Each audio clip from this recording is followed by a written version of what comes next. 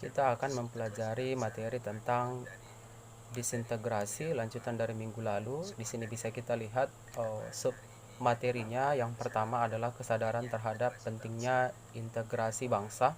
Kemudian yang kedua tentang keteladanan tokoh persatuan bangsa.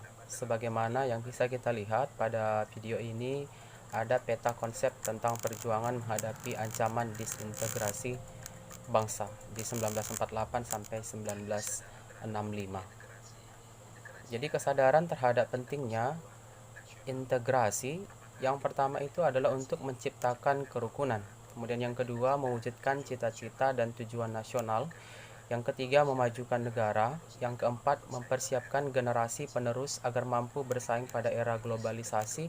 Dan yang terakhir itu adalah memiliki nilai strategis demi keutuhan bangsa. Jadi itu merupakan tujuan dari integrasi. Dan berikutnya yang mau kita pahami adalah tokoh-tokoh persatuan tersebut. Yang pertama yang berasal dari Papua. Jadi tokoh yang berasal dari Papua ada Frans Kaisepo. Perjuangannya bisa kita lihat dari Frans Kaisepo. Yang pertama menggagas Partai Indonesia Merdeka, disingkat dengan PMI, pada tahun 1946. Kemudian yang kedua mengganti nama Papua dan Netherlands New Guinea menjadi Irian. Kemudian yang ketiga merancang perlawanan rakyat Biak pada tahun 1948.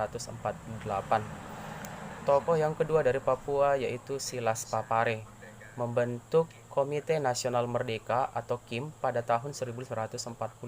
Kemudian yang kedua membentuk Partai Kemerdekaan Irian Indonesia. Kemudian yang ketiga mendirikan Badan Perjuangan Irian di Yogyakarta tahun 1949.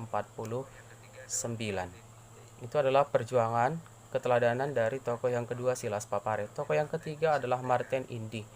Martin Indy yang pertama dilakukannya merencanakan perlawanan melalui Partai Indonesia Merdeka atau PIM. Kemudian yang kedua memimpin aksi protes yang didukung delegasi 12 kepala suku.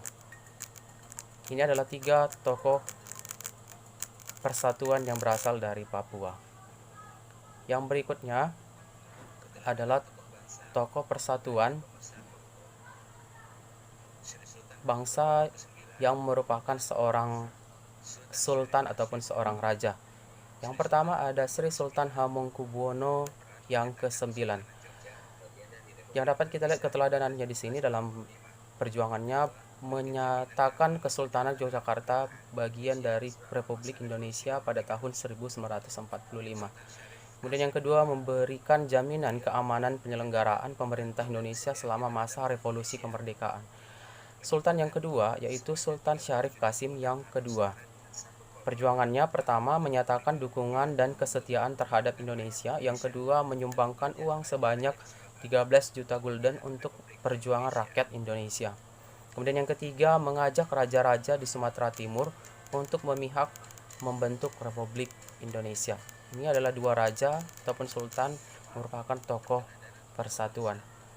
Tokoh persatuan yang berikutnya ini adalah dari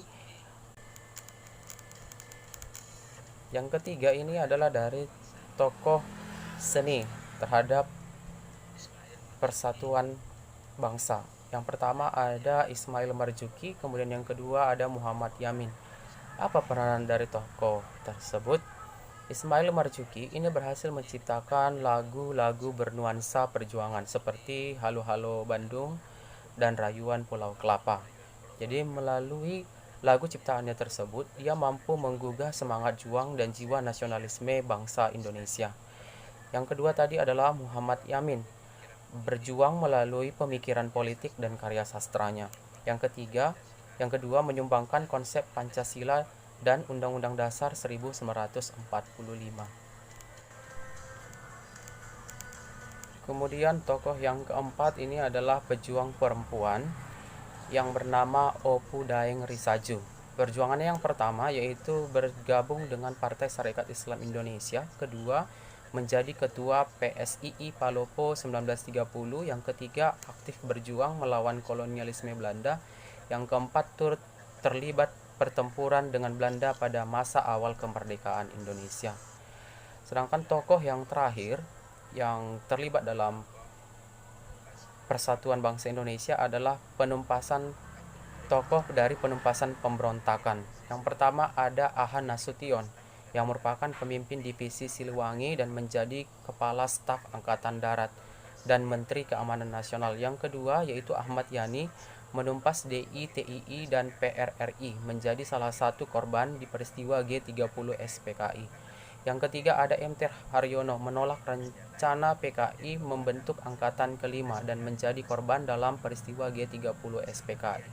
Yang keempat ada Slamet Riyadi, menjadi kepala komando ke setiap peristiwa perlawanan di Surakarta, terlibat dalam penumpasan DITII di Jawa Barat dan RMS Republik Maluku Selatan. Keteladanan tokoh yang terakhir adalah tokoh pemikir, ada Muhammad Hatta. Perjuangannya yaitu memperjuangkan nasionalisme Indonesia sejak masa pergerakan nasional. Kemudian yang kedua, pemikirannya menjadi pijakan utama integrasi nasional. Jadi salah satu buah pemikiran dari Muhammad Hatta yaitu dengan persatuan bangsa, satu bangsa tidak akan dapat dibagi-bagi. Di pangkuan bangsa yang satu, itu boleh terdapat berbagai paham politik, tetapi kalau datang mara bahaya, di sanalah tempat kita menunjukkan persatuan hati. Di sanalah kita harus berdiri sebaris, kita menyusun persatuan dan menolak persatean. Itu adalah buah pemikiran dari Muhammad Hatta. Nah, itu adalah penjelasan tentang tokoh keteladanan persatuan bangsa.